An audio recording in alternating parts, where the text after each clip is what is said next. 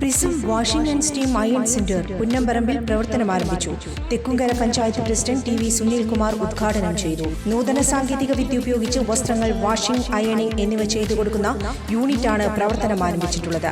Punnamparambu സെന്ററിലുള്ള collection സെന്ററിൽ വസ്ത്രങ്ങൾ സ്വീകരിക്കും.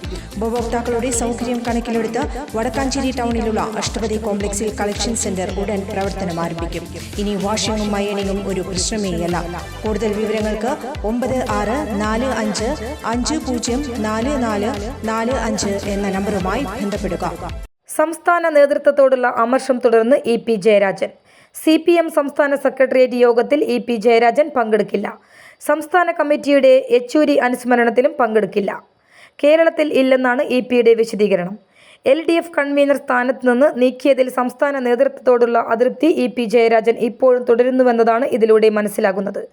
നടപടിയെടുത്ത് 25 ദിവസങ്ങൾക്ക് ശേഷം ഇന്നലെയാണ് ഒരു പാർട്ടി പരിപാടിയിൽ അദ്ദേഹം പങ്കെടുക്കുന്നത്. അതുവരെ വീട്ടിൽ തുടരുകയായിരുന്നു. മറ്റ് നേതാക്കളുമായി സംസാരിക്കുകയോ പാർട്ടിയുടെ പരിപാടികളിൽ പങ്കെടുക്കുകയോ ചെയ്തിരുന്നില്ല.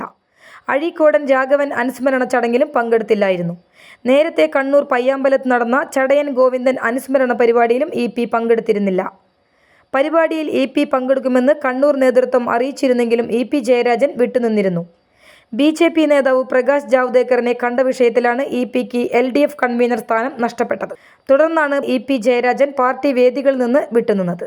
News desk any time news. കൂടുതൽ വാർത്തകൾക്ക് ഞങ്ങളുടെ ചാനൽ സബ്സ്ക്രൈബ് ചെയ്യുക. ഫേസ്ബുക്ക് ഫോളോ അപ്പ് ചെയ്യുക. വാർത്തകൾ വേഗത്തിലറിയാൻ എനി ടൈം ന്യൂസ്.